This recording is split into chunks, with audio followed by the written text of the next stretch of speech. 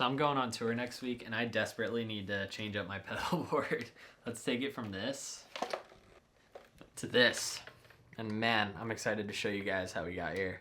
I mean, check this thing out. So buckle up, because it's a journey, but we built an incredibly versatile small touring rig, and I'm excited to show you guys how we got there. Let's check it out. All right, so it's Thursday, April 24th, and it's actually pretty late right now. But like I said in the intro, I'm going on tour. These are the dates that I'm going. I'm playing with one of my favorite singer-songwriters in the world named Nat Lefkoff. We're hitting Seattle, Portland, San Francisco, Sacramento. But yeah, here are the dates. Come say hi. If you're in one of these cities, we'd love to see you. So anyways, I need to up my pedal board. I love all of the pedals on it. Actually, I love them a lot, but I don't like the way it's configured. It's at a place right now where everything's just a little bit too close together. Like I've played gigs where I want to step on something, especially if I'm wearing big boots, and I go for a switch and I click on something else. I mean, for example, like the HX Stomp and the Morningstar pedal have these four switches right next to each other, and it's just a recipe for disaster. So we're going to fix this up a little bit. We're going to take all the pedals off and create a new pedal board. Let's do it.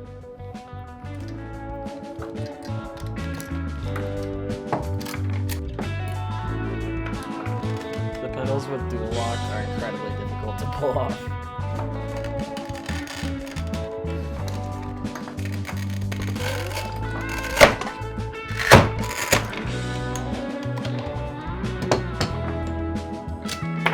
We're going to use the back of a fork to get this off.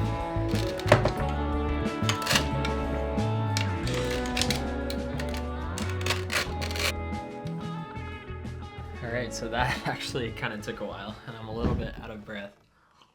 Something I'm just noticing right off the bat is I have a lot more pedals than what's here, but these are kind of the ones that I know I really like. And I have 11 pedals on the table, and 7 of them are overdrive pedals. Not only that, 2 of them are dual overdrives, so we could count 9 gain stages.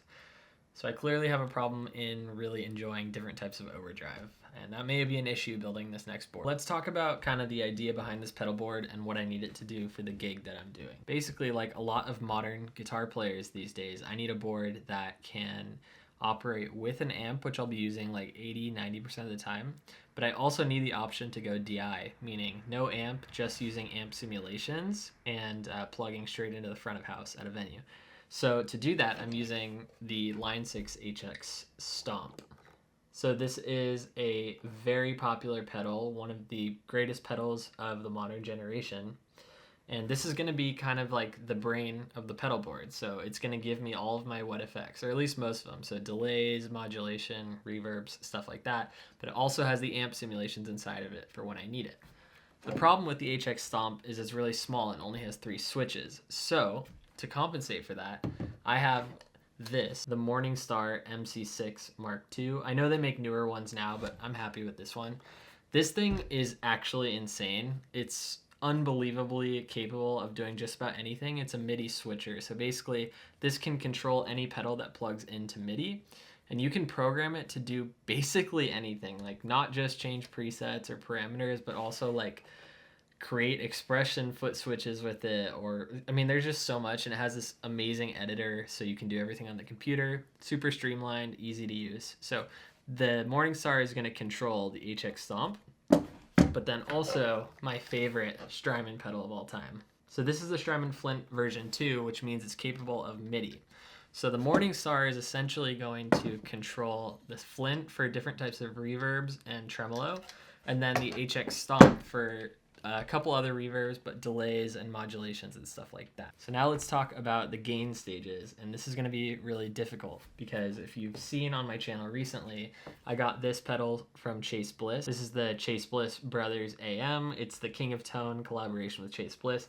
Amazing dual overdrive pedal that I'm for sure going to use on the board because it's small and it is MIDI capable, but I don't need the MIDI from it. I'm not going to use the Morningstar to control it. So this is definitely going on the board. So out of all of these pedals right now, I've got the HX Stomp, the Brothers, the Morningstar, and the Flint. I know for sure these are going on the board. Oh, I need to go get an expression pedal. I'll be right back. So I also need an expression pedal for this gig. If you're familiar with a lot of like singer-songwriter music in general, an expression pedal allows you to do like swells and stuff like that with wet effects, which I'll show you in a demonstration later. I don't usually use like a volume pedal for what I do. I kind of just ride the volume knob on my guitar, but this is actually essential for some of the songs that I'm going to be playing. So this needs to fit on the board.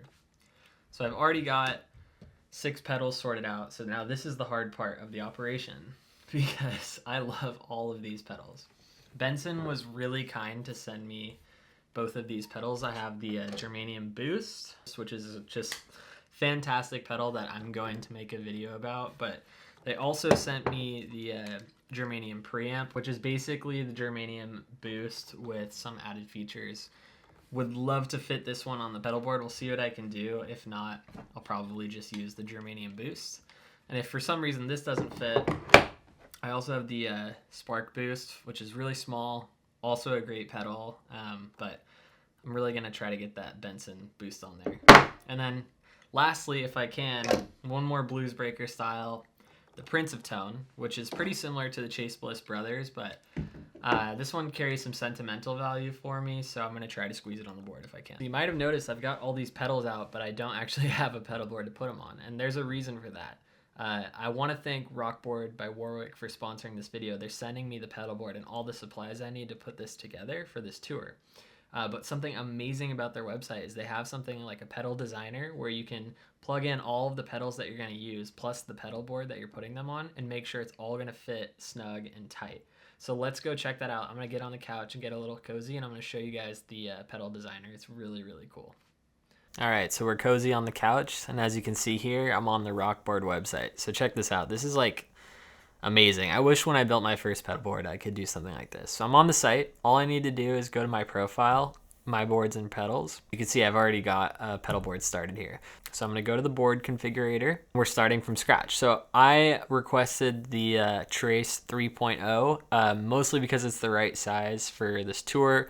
We're traveling in a van together, so space is important. I can't just bring like a spaceship of a pedal board. So this is going to force me to consolidate and be smart about what I do.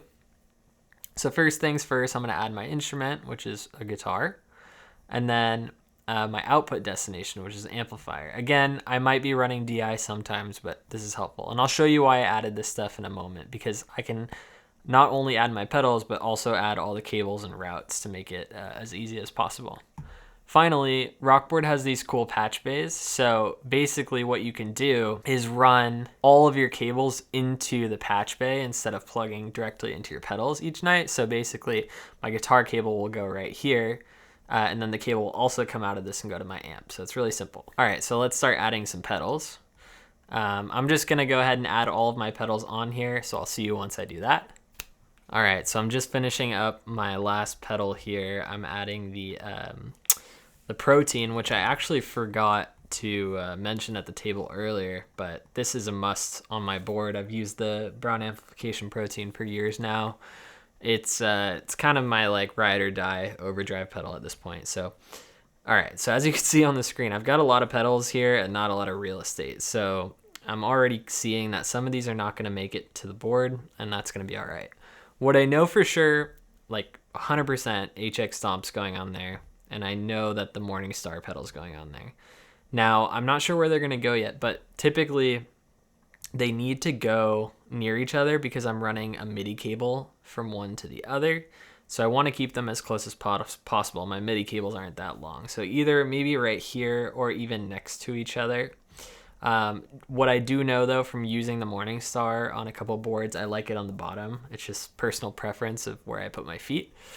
So I'll probably keep these here for now, and then we'll start exploring. Okay, so I've got these two, and then I know for sure I have an expression pedal. I don't know where I'm going to put it yet, so I'm going to leave it off to the side. And then I've got the flint, so maybe down here. I want the protein. I really want the Benson, but that doesn't fit my expression. Plus, I need the brothers. This is going to be a little bit of a headache for me, but I'm going to do some arranging and see what we can do, see what I need to stick with and maybe get rid of. We're back. I think this is what we're going to be doing. We can't fit the germanium preamp, and that's totally fine because I'm using the Benson germanium boost, which is very similar. And then unfortunately, I'm going to have to leave the Prince of Tone off because I have the Chase Bliss Brothers, which is just a better pedal.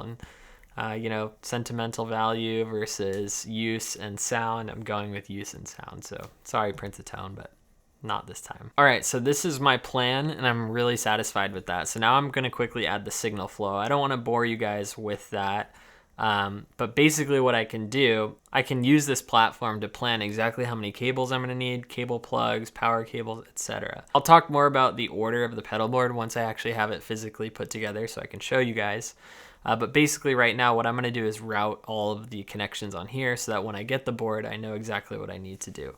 Also, I do want to take this time to mention again that Rockboard sponsored this video. I really appreciate that. But if you want to build one of these boards on your own, you can go to the website and actually find my artist page, which is going to be in the description.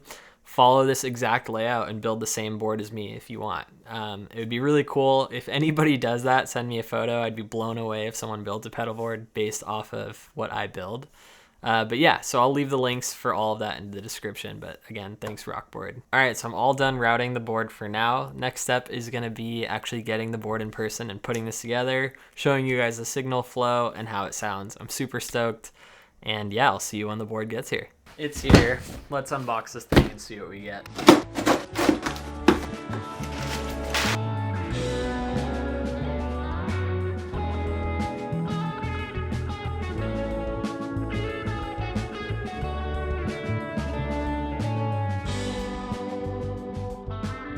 So the idea behind this whole board and build was that Rockboard was able to send me everything I need to make a pedal board. So not just the board, but the patch cables, the power supply, the docking bay, and all that. So I'm gonna start unboxing all this stuff and start putting it together.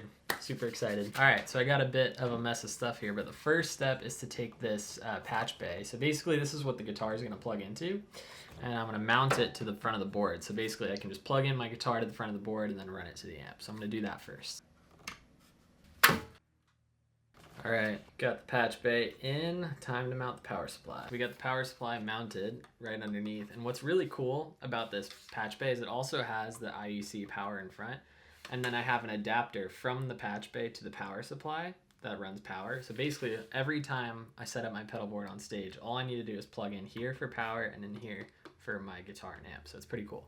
I think next step is I'm gonna lay out the pedals to make sure that they all match the way that they did online. All right, so apologies for all of the clutter on the table, but I want to make sure I have everything in front of me. It's the way my brain works. Just gonna have to deal with it. So I'm gonna start arranging the pedals the way I had them online. So I had the HX Stomp here, and then I had the Morning Star right underneath it like this. So that looks good so far. And then I had the Protein next to the Morning Star, and then next up I had the Brothers like this, and then I had my Expression pedal. Now I think I'm actually gonna go with a different Expression pedal in the future, but this is the one I have right now, so it's gonna have to do the job. And it is looking like a tight squeeze. We might have to use some flatter patch cables, but we'll work around that when we get there. So next up was the germanium boost, which went here. And then finally the Strymon Flint, which went here. Yeah, so it looks like everything's gonna just about fit. The next step before I actually lock these onto the pedal board though is to grab these patchwork cables. These are actually like a solderless patch cable set, so it's super easy to set up your pedal board. I'm not sure if they're gonna fit between the pedals, and if that's the case, it's no worries, because I actually soldered these patch cables in the past that have more flat plugs, so these will do the trick just fine. All right, so this is what I was talking about right here. I'm just putting in the cable heads to make sure that it all fits with the pedal board. As you can see, it's pretty snug, but it's gonna fit all right. So I did take a little bit of a break, but now I'm gonna start dual locking all the pedals to the board. And luckily, I had dual lock already on these pedals, so I'm just cutting it to the same measurement. And then basically what you do, you just attach the other side here, like this. And then I'll take the adhesive off and actually glue it down onto the board.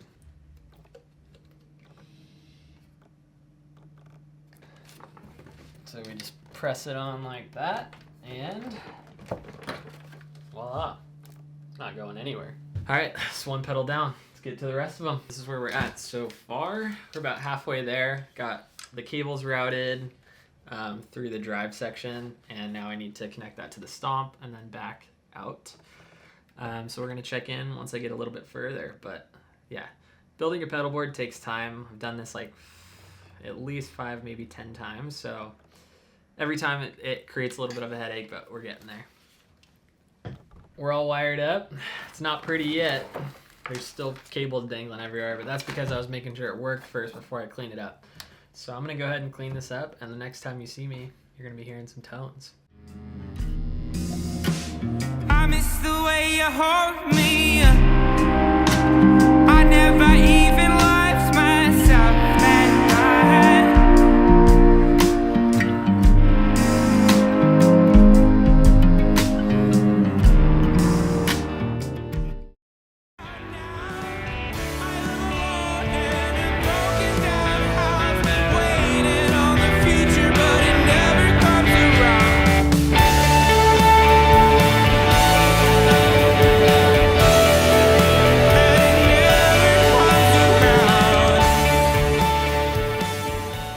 Alright, so in this video I'm actually not going to go through that many tones because I want you to hear it live. So I'll be posting a video hopefully by next week of what it sounds like on stage while I'm on tour. But essentially why this pedal board is so cool is because I have all of these analog effects running with the HX Stomp, so I could easily run this through an amp and get all of the sounds that I want using the Morningstar to control everything via MIDI. Now, with this particular tour, we're running DI, so what I'm going to do is still use all of the pedals on the board and the Morningstar to control everything, but I also have patches with amp simulation on the HX Stomp. So it really is like a small, all-in-one touring pedal board where I can get just about any sound that I need on the fly, both analog and digitally. Now, in terms of the Rockboard, this thing is so badass because it has this port here that I put in it. So I can run all of my cables just through this port. It also has the option to run an effects loop, so if I wanted to run my wet effects through an effects loop, I could run it through here and then through the pedals. But one of my favorite parts actually is just that I can plug the power in right here. Can't tell you how many times I've shown up to a gig, had to lift up my pedal board, plug in the power underneath, where now everything's set up where I just plug in my guitar right here, plug in the power, and I'm good to go. So if you made it this far into the video, thank you. I'm really stoked with how this board came out, and hopefully you learned something. But thank you so much to Rockboard for sponsoring this video. All of the links to all their stuff is going to be in the description. But yeah, there's going to be a part 2 of this where you hear what it sounds like live on stage on tour, so keep your eyes out for that. But yeah, if you made it this far, consider subscribing if you haven't already, and leave a comment. What do you think about this board? If there's something I missed, you know, as a guitarist, we're always subbing pedals out, so I'm sure this will change in the future. But for now, I'm really happy with how it turned out. But yeah, once again, my name's Jesse Glick. Subscribe if you haven't already, and have an awesome day. I'll see you next time.